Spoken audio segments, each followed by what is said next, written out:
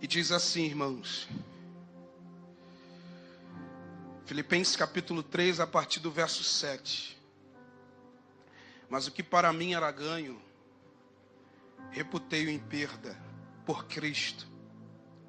Na verdade, tenho também por perda todas as coisas pela excelência do conhecimento de Cristo Jesus, meu Senhor, pelo qual sofri a perda de todas as coisas, todas estas coisas, e as considero como esterco, para que possa ganhar a Cristo e seja achado nele, não tendo a minha justiça própria que vem da lei, mas a que vem pela fé em Cristo, a saber, a justiça que vem de Deus pela fé, para conhecê-lo e a virtude da sua ressurreição e a comunicação de suas aflições ou comunhão, sendo feito conforme a sua morte, para ver se de alguma maneira eu possa chegar à ressurreição dos mortos.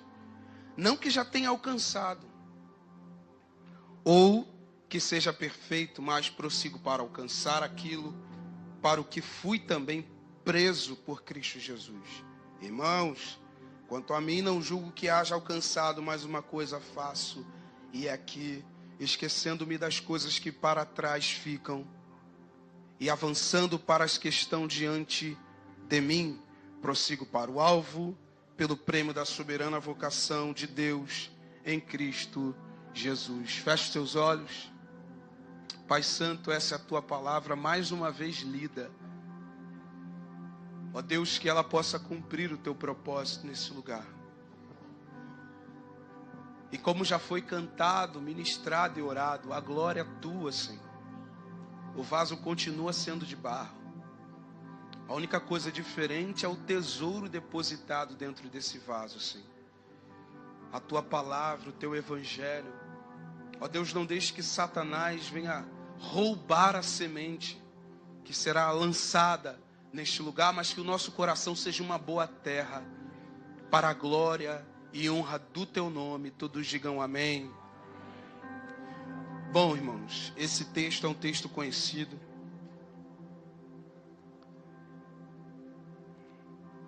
A carta do apóstolo Paulo a Filipenses é uma carta de encorajamento, é uma carta de alegria. Os irmãos estavam sofrendo algumas pressões naquele tempo, inclusive o próprio apóstolo Paulo. O apóstolo Paulo também estava, quem diga que ele estava encarcerado, né? Boa parte dos estudiosos vai falar que o apóstolo Paulo estava preso em Roma, e a partir dessa prisão ele escreve essa carta para enviar para os irmãos, com a finalidade de encorajá-los, para mostrar para esses irmãos que as circunstâncias não podem ser motivo de retrocesso. As circunstâncias não podem ser motivo de abandono da fé. As circunstâncias não podem ser motivo de negar a Cristo Jesus. Então Paulo tem uma finalidade, a finalidade é de encorajar os irmãos daquele tempo. Não só isso, como a gente leu aqui a partir do capítulo 3, voltando na verdade alguns versículos, nós vamos ver que o apóstolo Paulo, ele vai combater algumas pessoas, seguidores, alguns judeus daquela época, que meio que refutavam o apóstolo Paulo, tentando associar a graça de Cristo com o segmento da lei. Eles eram chamados os judaizantes. E de outro lado você tinha os legalistas. Os legalistas era aquele que cobrava a pessoa para cumprir de fato toda a lei. Se não cumprisse toda a lei, né, a gente sabe que aquele que não fosse capaz de cumprir toda a lei, a partir de Tiago, na sua carta, logo ele é réu, porque a lei servia para aquele que cumprisse toda ela. Então, como os homens não conseguiam cumprir as leis, então já se tornavam réu. Por isso a visão farisaica dos legalistas de lei o tempo inteiro, não era uma visão clara, porque o próprio apóstolo Paulo vai dizer em Romanos capítulo 3 que pela lei vem um pleno conhecimento do pecado. Então, quando alguém se deparava com a lei, era ferido de morte. Não conseguia atender todas as exigências da lei. Então, esse era o sentido. O apóstolo Paulo meio que estava também defendendo a essência da graça de Cristo nessa época. E de um outro lado tinha os judaizantes, que exigiam que eles tivessem que ser circuncidados ao 8º dia. E essa circuncisão ela foi feita lá atrás, com a aliança de Abraão, lá em Gênesis. E alguns judeus ainda guardavam a circuncisão, por isso que Paulo teve que combatê-los, dizendo, lá em Romanos também, no capítulo 2, que a circuncisão ela é agora feita no coração, e não na carne externa, do órgão masculino. Mas ela é feita dentro do coração. O judeu não é aquele que é exteriormente. E circuncisão não é uma circuncisão na carne, mas ela é feita no coração. Você está aqui? Então o apóstolo Paulo ele estava combatendo ao mesmo tempo os judaizantes e legalistas, e ao mesmo tempo ele estava dando continuidade ao evangelho, para que os irmãos não entendessem diferente. Então era um desafio para o apóstolo Paulo trazer a essência de Cristo. Hoje a gente olha, irmãos, e parece que o conhecimento sobre Cristo, ou o conhecimento de Cristo, é uma coisa banalizada. Mas o apóstolo Paulo teve um desafio, evangelista João Lucas e Gabi. Ele teve um desafio, um baita de um desafio, que era explicar a graça que ele recebeu. E qual é o nosso trabalho hoje? É não permitir que as pessoas continuem banalizando a graça. É o mesmo cenário que a gente está enfrentando hoje. Então, o próprio apóstolo Paulo vai dizer no verso 2 do capítulo 3, guardai-vos dos cães, guardai-vos dos maus obreiros, guardai-vos da circuncisão, em outra tradução, da falsa circuncisão, porque esses estavam entrando no meio, mas estavam pervertendo o caminho da verdade, como lá em Gálatas, que o apóstolo Paulo vai dizer, eu me maravilho, eu estou abobado diante de vocês, de como vocês fugiram do evangelho para um outro, que na verdade não é outro, mas é que alguns estão entrando no meio de vocês, estão pervertendo o caminho da verdade. E não é diferente de hoje, existem muitos cães. Quem são os cães? São os maus obreiros. São aqueles que mudam a vírgula, são aqueles que mudam o pingo do i. Agora Cristo não é mais o verbo é outra pessoa, Jesus é outra pessoa. Tá assim, de tempo em tempo, os maus obreiros, os cães. E essa palavra cão é literalmente para aquele que está fora da caminhada. Esses cães é que perturbam o povo de Deus. Se você abrir a internet, você vai ver um monte de live. Cada um entende Cristo de uma ótica. Mas está aqui a essência do cristianismo. Está tudo aqui, irmãos. Só que os homens estão cada dia mais, os cães, eles estão cada dia mais interpretando, eles estão tirando o valor da pessoa de Cristo. E um ensinamento sobre Cristo errado vai levar 1 milhão de pessoas para o inferno. E se não mais. Porque as pessoas vão viver a sua vida achando, pastor Ivani e Raquel, que estão cumprindo aquilo que Cristo deixou e vão para o inferno. E eu digo, diante do Espírito, que o inferno ainda não é a última instância. O inferno vai ser lançado também no lago de fogo. Olha como é que essa coisa é séria. Sofrimento, angústia. Só que agora a gente vai sofrer no espírito e na alma. E quem é que vai poder fazer você voltar?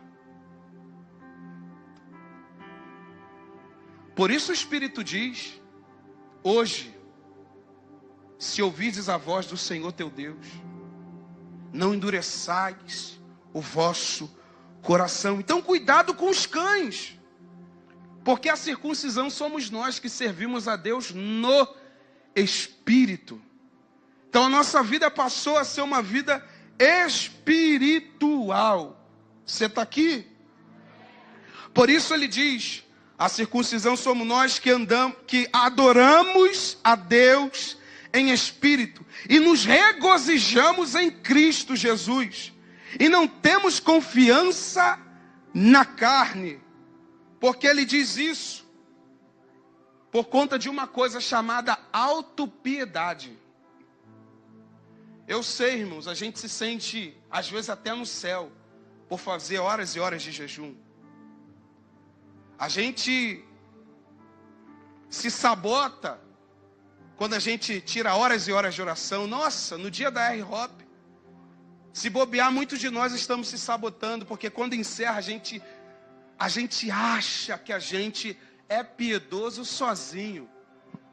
E a autopiedade é um perigo, porque a autopiedade associa as mãos humanas ao peso da glória. Só que a gente não consegue ter piedade sozinho. O próprio Jeremias disse, ele mesmo disse, maldito é o homem que confia no homem, que faz do seu braço de carne a sua força. Então não é nada sobre nós. Não é nada sobre nós. Ainda que o pregador elabore um bom sermão, passe horas e horas orando, passe horas e horas jejuando, não é nada sobre ele. Não é nada sobre nós. O fruto da autopiedade é a promoção própria. É a gente achar que tem mérito de provar a glória de Deus e a gente não tem mérito algum.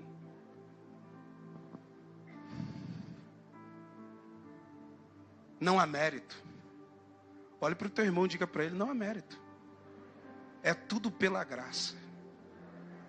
Então a autopiedade vai dizer, eu passei horas e horas orando, não tinha como não acontecer isso. Eu passei um dia e meio no monte orando, não tinha como ser diferente, negativo. Isso não pode nos levar a uma via com os olhos vendados da autopiedade. Nós somos piedosos a partir do Espírito de Deus. Senão ninguém chega. E o Senhor já ministrou muito isso comigo. De às vezes passar tempos e tempos jejuando e orando. E às vezes olhar para dentro de mim dizendo, não tinha como ser diferente. Não, meu filho, você está errado. É tudo pela graça. A primeira coisa que acontece, irmãos, de Satanás, a tentação no pós-culto ou no pós-glória, é olhar para o indivíduo e dizer assim, você alcançou, por que você passou horas e horas fazendo tudo?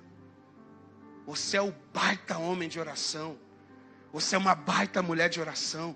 Nossa, como eu passo para ser tão piedoso? Alta piedade. Isso é um perigo. Então, irmãos, quando você vê alguém queimando, não assimule ou não associe a essa pessoa. Ela não merece glória alguma. Porque senão muda a essência. Cristo já não é mais a primazia. Se não tiver o aleluiado de Deus, o culto não é culto. Autopiedade. Se não tiver a mulher tocha de Deus, não tem aquele culto fervoroso. Autopiedade. Porque todo aquele que entra na essência de Cristo se humilha e sai da direção e disse, é o Espírito que rege. Para alguns poderia se parecer loucura Paulo e Barnabé ficar pelado na frente de todo mundo, rasgar as roupas. Mas ele sabia. Porque quando olharam a graça de Deus descendo sobre eles, disseram, não, vamos construir um altar para esses homens, porque geralmente as pessoas atribuem glória de Deus ao homem. Não podem ver uma cura, não podem ver um poder de Deus e associa. Esses homens são piedosos. Se eles não estivessem aqui, o culto não seria assim. A oração não seria assim. Mas Paulo olhou para aquilo tudo e disse, eu sou tão pecador quanto vocês. Se deixar, nós construímos diversos altares. E o único altar que tem que estar de pé é o de Cristo. Passou uma hora de oração, é mais do que sua obrigação.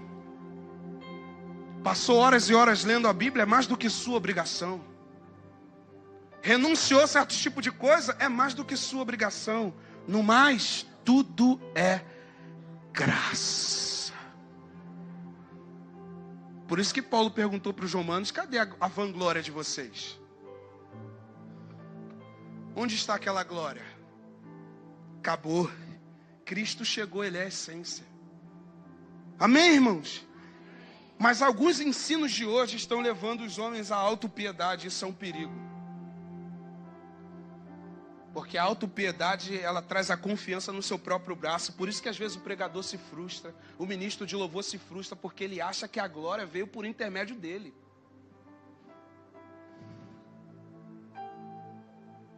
Não está anotado essas coisas não, irmão. Mas o Espírito Santo está querendo me levar diretamente para isso. Há alguns que estão associando a glória à sua autopiedade. Isso está servindo para mim. Porque às vezes você pode ver a glória de Deus, a graça de Deus num sermão pregado, e você associa ao meu tempo de dedicação. Não faço não. Não tem nada a ver comigo. Não tem nada a ver com a gente. Mas é o que está dentro de nós. E Jesus fez isso com a mulher samaritana, nos ensinando: depois que o reino chegou, agora você tem que usufruir dele. Deixa ele gerar algo dentro de você. Deixa o Espírito fluir dentro de você. Está muito além de culto, disse aqui o pastor Ivani. A gente vem diante desse lugar e a gente associa a glória a culto. E não tem nada a ver com geográfica, irmãos. Você pode provar a mesma porção lá na tua cozinha lavando louça. Eu te falo no Espírito, já teve coisas que eu provei em casa que eu não os provei no Explosão de Glória.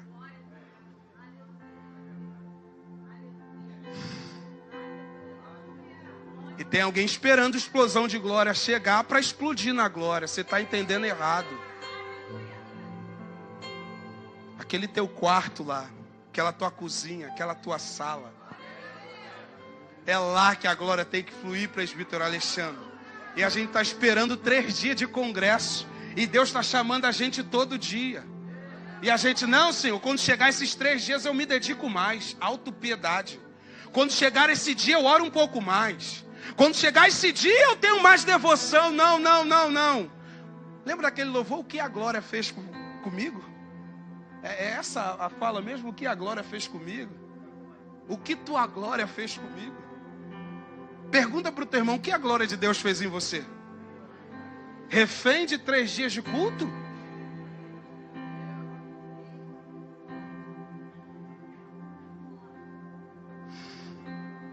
O Espírito está gritando, irmãos.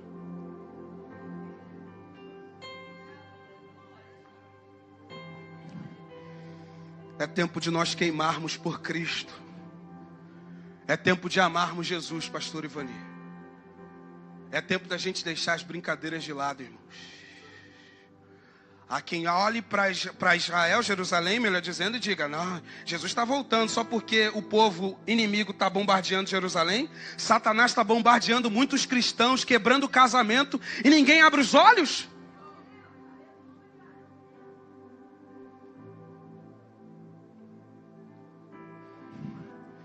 Meu Deus do céu, Espírito Santo de Deus. Será que a quantidade de matrimônios sendo quebrado, será que a quantidade de fidelidade sendo quebrada já não é o suficiente para a gente lembrar que Jesus está voltando?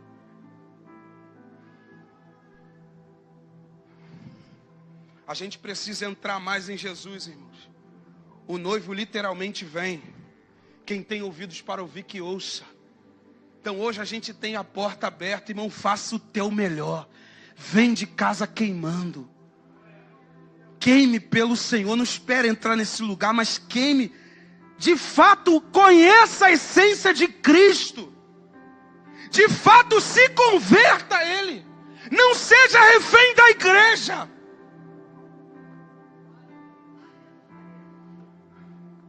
Nós entramos refém da igreja. Só somos piedosos na igreja. Só oramos na igreja. Só jejuamos na igreja. Só servimos a Deus na igreja. E dentro de 4 paredes, o Espírito está gritando dentro de mim: vocês estão longe. E é isso que ele me embate todos os dias. Eu converso sempre com a minha esposa Lidaiá. Falo: se hoje o Senhor quisesse me levar, tá tranquilo, Senhor. Porque eu tô à mercê desse mundo. Eu tô à mercê dos dardos de Satanás. Melhor é estar contigo. Melhor é subir na glória. Melhor é provar a redenção. Eu não tenho nada mais para ver nesse mundo a não ser a volta de Cristo.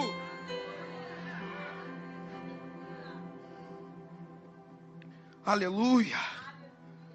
Eu quero seguir, mas o Espírito Santo, ele está levando.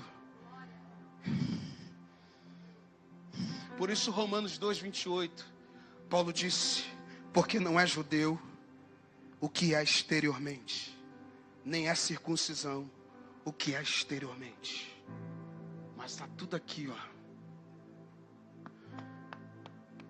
Por isso que a gente está pesado, irmãos. Eu carrego uma fala que o Espírito Santo gritou no meu coração há um tempo atrás. Nós perdemos o brilho da eternidade. Sabe por que a gente lembra das senhoras do coque? Hoje eu tive o prazer de ver uma senhora do coque, a mãe do pastor Jurupitã, com um cabelo branquinho, 80 anos de idade, firme.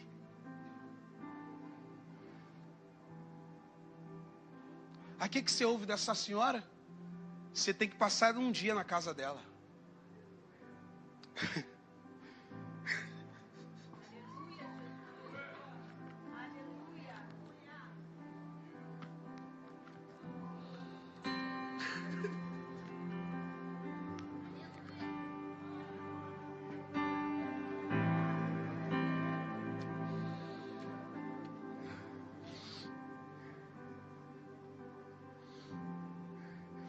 Será que alguém caça você para passar um dia na tua casa?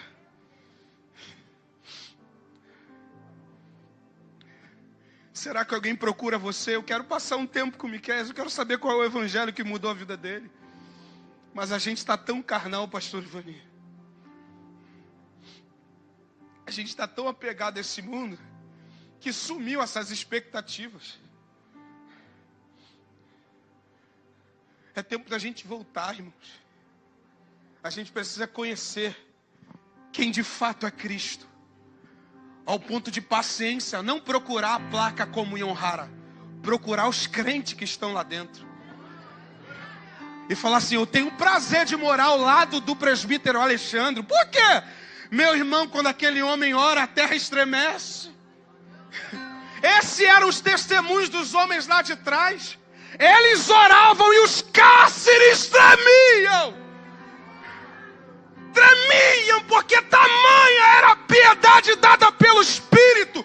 Meu irmão, o céu liberou isso para nós há 2000 anos atrás. E a gente está esperando Deus fazer alguma coisa. Deus já deu uma palavra. Deus já liberou a rema. Ele disse: é chegado o reino. Agora quem quer o reino? Quem quer o reino? Quem abre mão de 1 hora, 3 horas de Netflix pelo reino? Quem abre mão de porções de comida pelo reino? Quem abre mão de passar a sua vida falando mal dos outros para falar do reino? Mas a gente está tão pesado que não cabe, irmãos. E a gente está querendo associar os irmãos. Não. O culto está assim porque olha o que o Espírito Santo está falando, irmãos. Eu sou difícil de parar um sermão e seguir assim. Eu gosto de estender e falando as coisas. Mas o Espírito Santo me parou aqui. Porque algumas pessoas estão associando a isso, irmãos. E elas não compreendem que é tudo por Ele. Nossa, quando eu olhei para aquela senhora, me fez dar um 360. E ela não é a primeira senhora. Já vi a saudosa Dona Alice. Já tive o prazer de ter um abraço santo daquela mulher. Mas você já deve ter ouvido alguém falar da irmã Alice. Você já deve ter ouvido alguém falar da irmã Del. E do prazer de estar no meio destas mulheres. Eu falei, Jesus, eu quero isso. Eu quero que as pessoas tenham o prazer de estar perto de mim. Não é porque eu sou alguma coisa da palavra, não. É porque é aquilo que está dentro de mim. Eu disse uma vez isso aqui no gabinete, eu vou reforçar. O Espírito Santo lembrou isso aqui. Ninguém vem nos gabinetes procurando a gente, desesperados. Pastor Ivani, o que foi, meu filho? Eu quero amar mais a Jesus.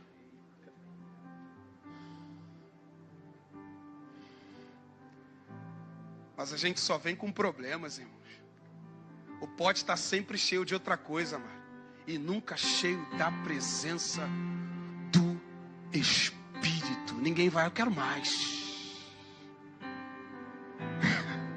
Eu quero mais. Eu quero que caiu sobre a cabeça daquelas irmãs.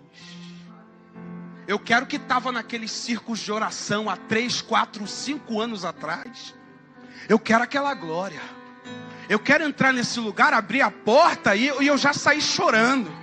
Ou entrar chorando. Eu quero sair da minha casa pleno, saltitante, como alguém que esteve debaixo de uma cachoeira e recebeu aquele banho. Eu quero estar todos os dias da minha vida sendo pressionado pelo reino, a buscar mais do reino, a experimentar mais do reino. Por isso Jesus em João capítulo 3 deixou claro para Nicodemos: você é mestre, você conhece tanto da Torá, você conhece tanto da lei, mas você não sabe sobre a espiritualidade. Deixa eu te falar, teu problema é nascimento, você não nasceu. Porque se você nascesse de novo,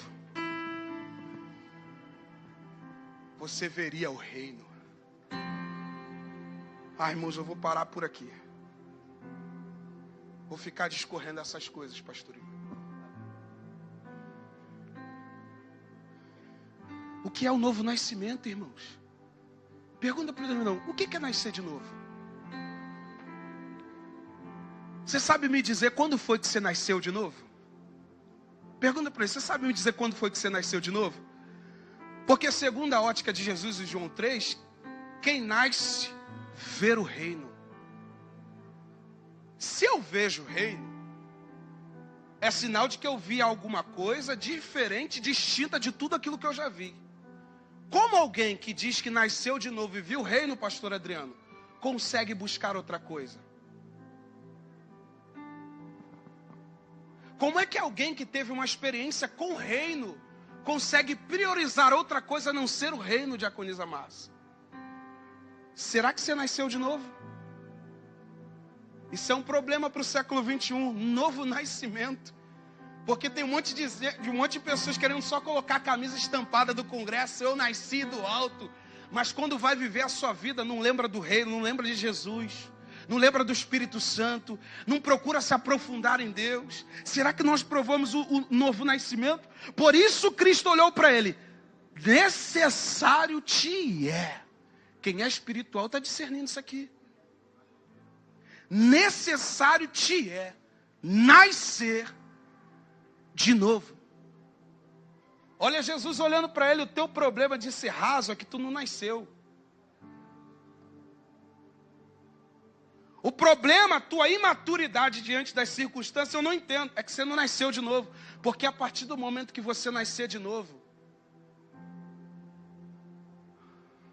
você vai parar para perto de alguma pessoa e vai falar assim: rapaz, me conta a tua experiência. Cara, eu não sei você, mas eu não consigo viver longe disso. Eu não consigo viver longe dessa glória. Qualquer pessoa que me chamava, eu estava com a sede danada um tempo atrás, por isso que hoje eu sou dessa forma. Qualquer jovem que viesse naquele tempo fala assim: vamos se ajuntar para orar, eu estava lá, irmãos. Porque foi a primeira vez que os meus olhos se abriram para o reino. E uma vez que os nossos olhos se abrem para o reino, a gente procura o reino. Por isso que Paulo em Colossenses capítulo 3 disse: se vocês já ressuscitaram com Cristo, procure ter carro, procure ter casa, procure ter uma boa empresa, Procure cursar a melhor faculdade. Eu não estou falando que isso é pecado, mas ele colocou algo como supremacia. Buscai o reino, as coisas que são de cima, onde Cristo está.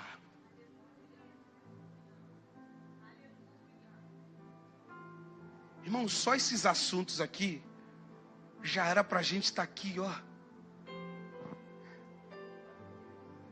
caído nesse chão, se nós amássemos de fato a Cristo Jesus. Se nós de fato quiséssemos o reino, mas existe um paralelismo, que é fruto da indecisão. Nós não sabemos se de fato nós queremos a Jesus.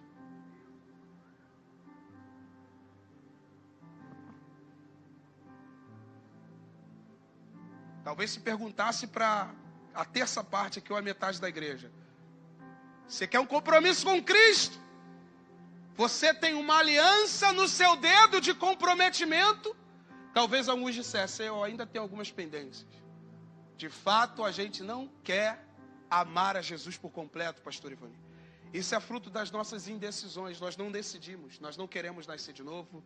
Nós não queremos nascer do alto. Nós não queremos Cristo. Por isso a gente fica procrastinando. Quando chegar a explosão de glória. Não, quando tiver o papo reto eu me entrego. Não, quando... E na verdade as portas estão ainda abertas.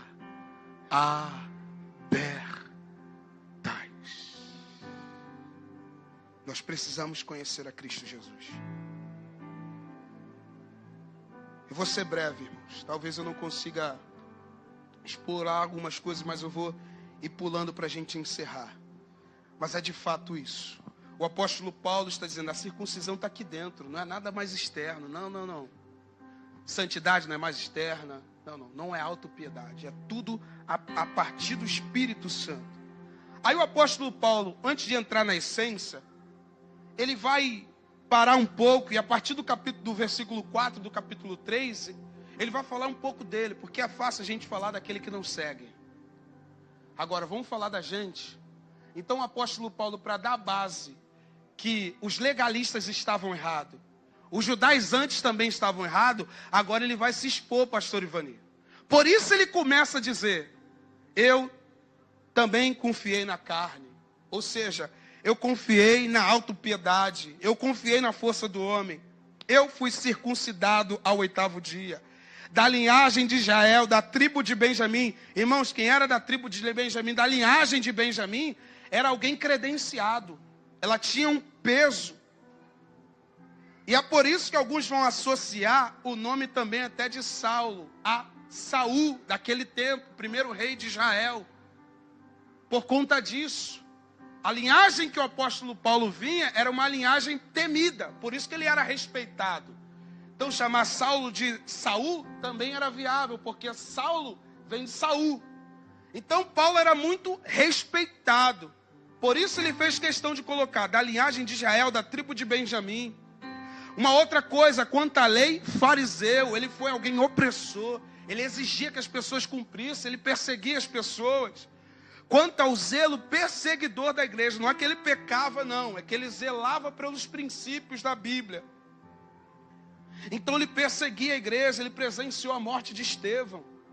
Foi ele que esteve lá, e as vestes ensanguentadas de Estevão estavam perto dele. E talvez esse reflexo caminhasse do lado dele até o término da sua vida. Nossa, eu presenciei a morte do primeiro mártir. E há quem diga que Estevão era cheio do Espírito Santo. E eu não fiz nada quando eu podia. Você imagina os reflexos do passado de Paulo perturbando ele. Ele presenciou a morte de um dos homens mais piedosos da época. Estevão morreu, mas viu os céus abertos. Quanto ao zelo perseguidor da igreja, quanto à justiça irrepreensível, a justiça da lei. Então ele era um cara que era temido naquele tempo. Essa era a vestimenta de Paulo, alguém que era temido. Por isso lá em Atos capítulo 9, quando Deus vai até Ananias e fala assim, Ananias, vai numa rua tal, chamada tal, e lá você vai ver um homem chamado Saulo de Tarso. Quando ele ouve Saulo de Tarso, ele dá um passo para trás. Calma aí, Jesus. Calma aí, Senhor. Você não sabe quem é ele, não? É Saulo de Tarso, perseguidor da igreja. Você quer que eu vá na casa desse homem? Não tem como ungir outra pessoa, não. É sério? Um assassino? E a reação de Ananias, um homem cheio do Espírito, ela se associa a muitos de nós. A gente olha para o passado temido de algumas pessoas, a gente quer impedir o Espírito Santo de derramar óleo sobre elas. É como se eu chegasse, não, pastor Ivanildo, tu não sabe quem é esse cara, não?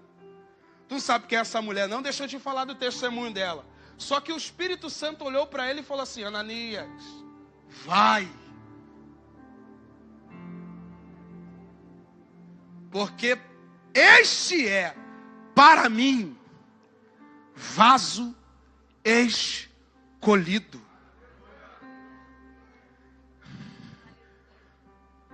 Ou seja, o próprio Cristo já tinha separado o apóstolo Paulo muito antes. Muito antes desse homem ter um encontro com ele, Stanley. Ele já estava vendo ele, porque ele poderia ir muito bem antes dele trilhar o caminho de Damasco. Mas o próprio Deus, o próprio Cristo esperou o apóstolo Paulo caminhar, que na época era conhecido como Saulo, mas ele foi conhecido como Paulo por Roma. Então não é que Saulo, Deus deu o nome para ele como Pedro. Não. Ele foi reconhecido por Roma como Paulo, mas também ele era reconhecido como Saulo de Tarso. Então, por isso, o apóstolo Paulo, esse nome ficou para ele, e ele se associou com esse nome e seguiu com esse nome. Mas você imagina, não tinha outro lugar para Cristo ter parado esse homem? Esperou ele entrar no caminho de Damasco. E quando ele entra, vem um flash sobre ele, e dali ele tomba, fica cego durante 3 dias, depois cai-se uma escama dos seus olhos.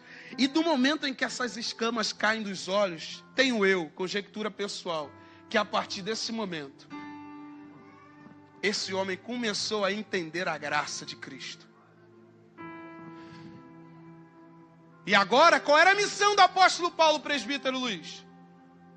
Era literalmente expor o que o reino fez nele. Agora Paulo se viu na obrigação de passar o que a glória fez com ele.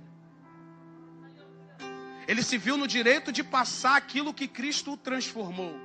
E é por isso que eu estou falando a respeito disso, que a gente entra no verso 7.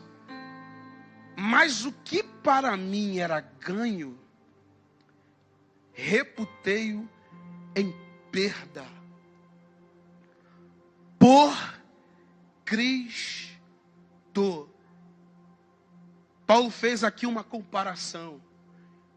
E agora o apóstolo Paulo está vendo que toda a vida que ele tinha antes era perda, era desvantagem. Eu perdi foi muito tempo nessa vida.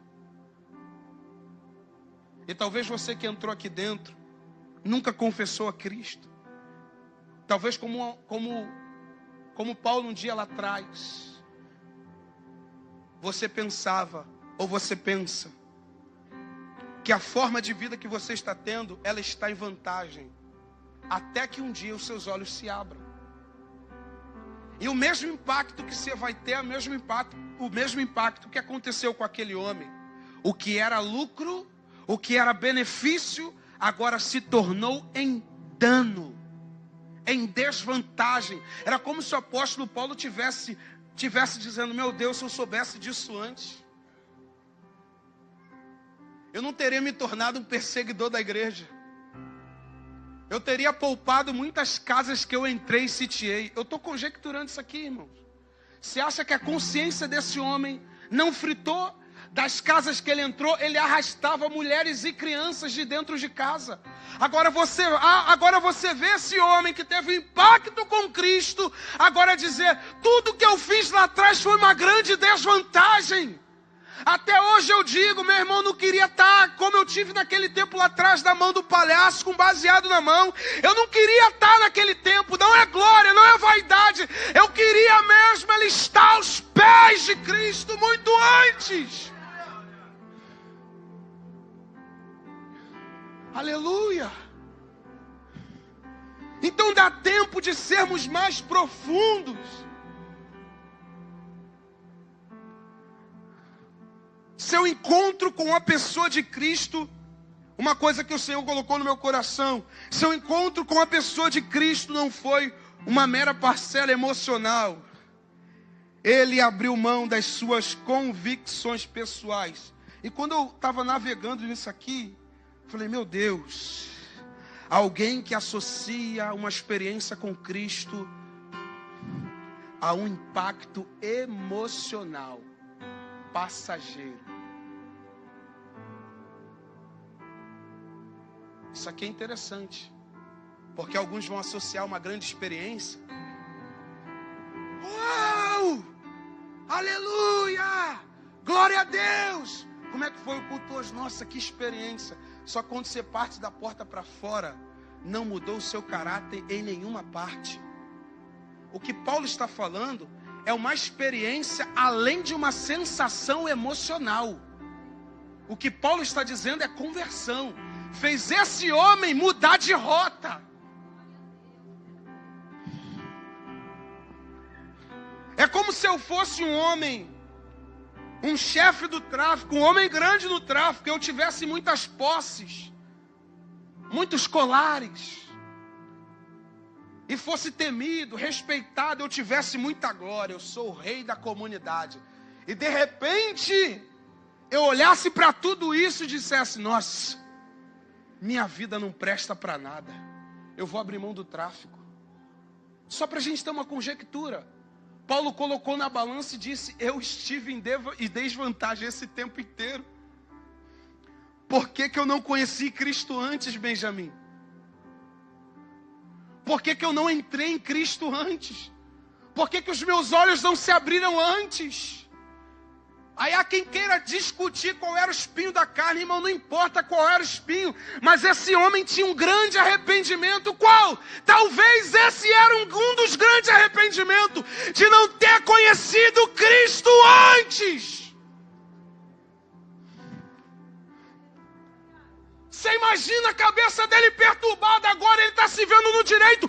Eu preciso anunciar a Cristo o mais rápido possível. Porque algumas pessoas estão contando vantagem quando na verdade estão perdendo sua vida. O que Jesus disse? Aquele que ganhar a sua vida, perderá. Mas aquele que perder a sua vida por amor a mim, esse irá achar a verdadeira vida. Você está aqui? Então esse impacto do encontro com Jesus mudou as convicções, mudou os valores. Ao Senhor ministrou o meu coração. Paulo fez um cálculo que muitos de vocês têm medo de fazer.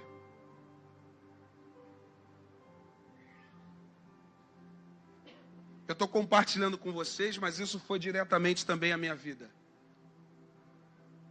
Muitos de nós não temos a capacidade de fazer o cálculo que o apóstolo Paulo fez. Por isso somos indecisos. Quem é que vai nos explicar a respeito disso aqui? O próprio Jesus. Lucas capítulo 14, verso 28. Jesus diz assim, ó: qual de vós, querendo edificar uma torre, não se assenta primeiro para saber se vai conseguir terminar esse edifício? Quando Jesus estava fazendo essa parábola, essa conjectura, ele estava falando de alguém que tivesse a capacidade de calcular e decidir de fato o que queria. Paulo fez esse cálculo. Quanto é que vai custar para mim, um conhecedor da lei, hebreu de hebreus, fariseu, deixar tudo isso para seguir a Jesus? Pergunta para o teu irmão, você já fez esse cálculo? Porque o que o apóstolo Paulo está dizendo aqui, o que para mim era lucro e hoje é perda, é que ele fez o cálculo. E quando ele calculou, estar com Cristo pesava muito mais, mas ele teve que abrir mão de uma glória que era pessoal. Espírito Santo de Deus.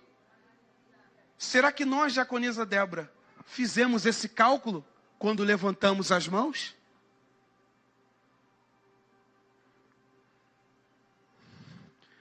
O Espírito Santo está constrangendo algumas pessoas aqui. Qual homem, antes de construir, não vai se assentar primeiro para dizer: vou ter que largar aquela amizade, eu vou ter que largar aquele vício, não me pertence mais, aquele comportamento não me pertence mais. Era ganho, mas hoje eu entendo que era desvantagem. Eu pertencia a todo mundo, mas agora eu vou ter que ser de uma pessoa só. Eu era um beberrão, mas hoje eu vou beber uma bebida que muitas bebidas que eu bebi não me impactaram como essa. Será que você tem feito cálculo?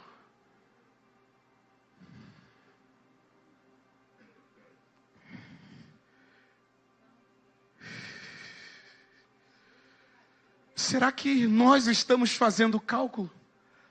Há quem olhe para os seus milhões e diga: não, eu tenho muito milhão, como aquele jovem rico. Jesus olhou para ele e falou assim: ó, meu filho, só te falta uma coisa. Vai e vende tudo que você tem. Por que Jesus não falou para aquele jovem: dá? Você já parou para pensar? Por que Jesus Cristo não disse para aquele jovem: pega e dá para os pobres? Jesus faz ele vender. Jesus manda ele vender para depois dar. Sabe o que Jesus queria? Que ele calculasse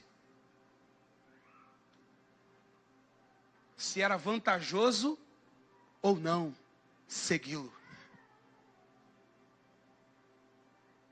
O que aconteceu com ele? Ele tinha muitas posses. Abaixou a cabeça e deu as costas. Porque possuía muitos bens.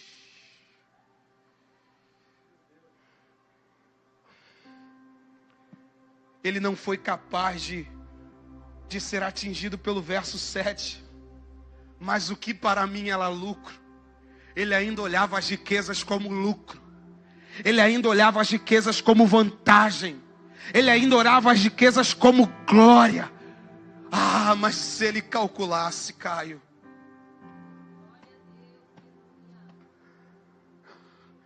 se muitos de nós calculássemos, nós veríamos que muito tempo nós perdemos com coisas desnecessárias. E a gente correria para os pés da cruz. E a gente amaria mais a Jesus. Ali continua: e na verdade eu tenho também por perda todas estas coisas, pela excelência do conhecimento de Cristo. Paulo disse: o conhecimento de Cristo está acima da glória que eu tinha. Roma não teria capacidade de me dar a glória que Cristo me dará. O dinheiro, minhas posses, não têm a capacidade de me dar a glória que Cristo me dará. Essa vida não vai me dar a capacidade que Cristo tem para me dar de glória. Paulo disse: eu perdi para ganhar. Mas Paulo não está falando ganhar alguma coisa, ele está falando ganhar alguém.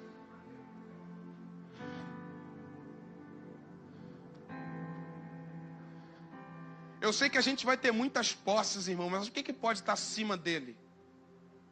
Ganhar a Cristo era tudo que Paulo queria. Eu abri mão por Cristo. Por isso que Jesus fala, quem não abrir mão do seu pai, de sua mãe, mulher, esposa, homem, não é digno de mim. Quem não tomar a sua cruz, não me seguir, não é digno de mim. Aí de repente um dos discípulos vai olhar, mestre, eis que nós deixamos tudo e te seguimos. O que o Espírito Santo quer nos fazer entender nesta noite é que nós precisamos calcular. Vale a pena seguir a Cristo?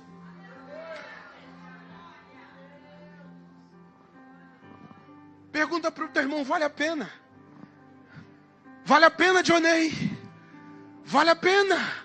Será que o copo de uísque que eu tomava lá atrás pesa muito mais do que Jesus? Para eu ter que voltar e tomar mais? Para me sentir mais à vontade? Será que ser um adúltero nesse mundo pesa mais do que a glória de Cristo? Será que ser um fornicador desse tempo pesa mais do que a glória de Cristo? Será que Deus vai ter que me encher de coisas para eu entender o valor da glória dele? Ou Cristo é tudo? Por isso Vilas Boas disse, Cristo é tudo que Deus pode nos dar.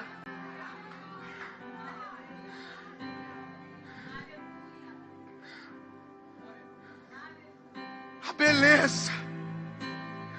Só que a gente está terreno demais, pastor Ivan.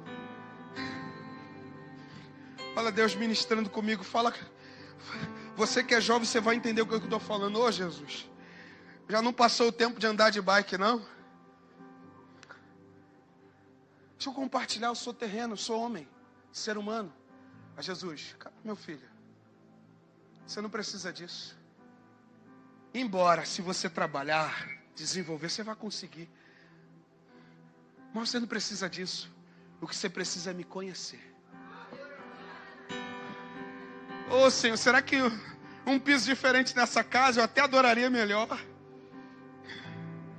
Ô Jesus, será que uma casa com 2 cômodos, uma garagem, um duplex, será que uma caminha mais confortável, Jesus, existe glória maior? Ô Senhor, será que já não passou o tempo de eu mudar meu calhambeque? Eu tenho que trocar, Jesus. Está com tanto problema, eu quero mudar de carro, eu quero mudar de casa. E cá para nós, irmãos, essas coisas trazem para a gente conforto. E não é pecado, mas deixa eu falar, existe uma glória mais excelente. Que uma vez que o conhecimento de Cristo se abre, você faz o cálculo e diz, eu perdi para ganhar.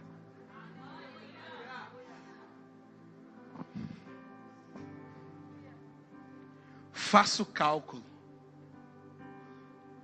Parece que a gente lê a Bíblia, a gente não entende que as bênçãos vão correr atrás da gente. A gente não entende, irmãos, a gente não compreende que Deus nos dá uma tamanha glória ao ponto das bênçãos correrem. A gente lê, mas a gente não entende. A gente coloca a carroça na frente dos bois. A gente coloca as posses na frente de Jesus, quando na verdade era para olhar para Cristo. E a única coisa que você vai fazer é olhar no retrovisor, tamanha bênção correndo atrás de você, e você correndo atrás de Cristo.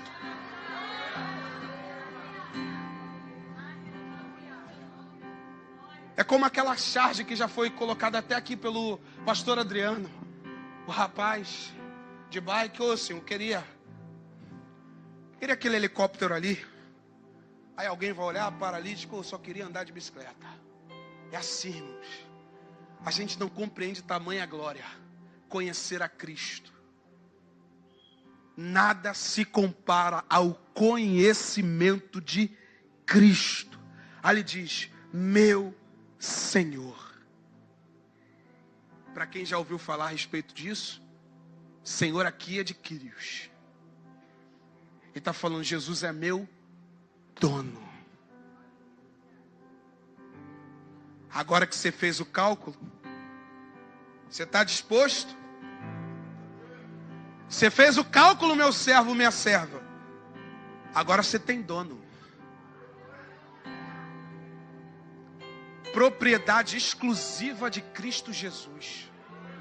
Por isso ele diz, meu Senhor, Ele é o meu dono. Ele ganhou a Cristo Jesus. Por isso ele disse: já estou crucificado com Cristo, já não vivo mais eu. Paulo disse: viver para Cristo é morrer para mim mesmo. Eu acredito que o Senhor já falou o que Ele tinha que falar.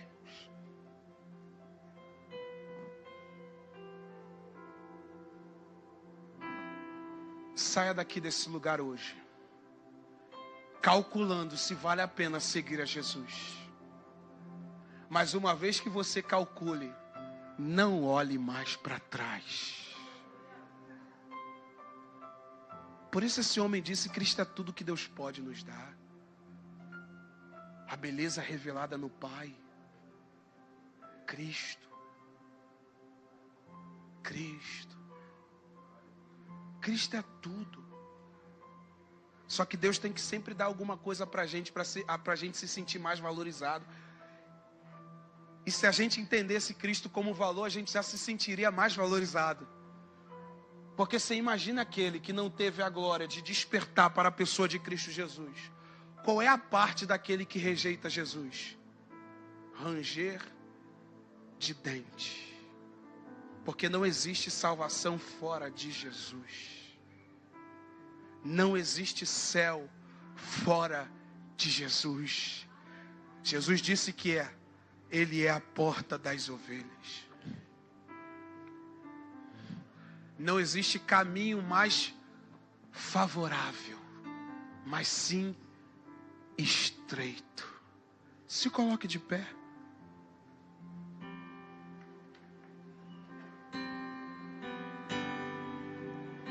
A gente se planeja, a gente quer seguir.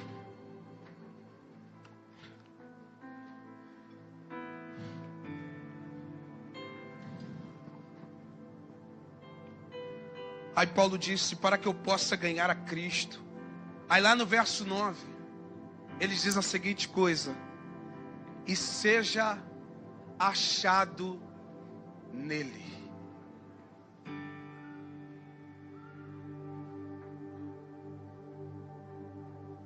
Ele não está falando isso aqui de qualquer maneira, irmãos. Paulo está dizendo que ele quer ser achado nele, João. Será que nós estamos nele, presbítero Fábio? Será que nós fizemos o cálculo? Será que valeu muito a pena sair do cárcere? Será que valeu muito a pena, Mazinho? Será que valeu muito a pena, Stanley? Será que valeu muito a pena, Rodrigo? Rayane? Valeu muito a pena, Felipe? Valeu, Andy, muito a pena? Valeu muito a pena, Jadir? Será que fazer esse cálculo vai nos levar para um lugar mais excelente? Porque Paulo diz aqui no verso 9: e seja achado nele. Foi ele mesmo que disse em Colossenses capítulo 3. Foi ele mesmo quem disse que a nossa vida está escondida com Cristo. Esse texto está na minha cabeça o tempo inteiro, irmão. E em Deus. Será que vale a pena? Há alguns que estão fazendo cálculo para voltar à vida anterior.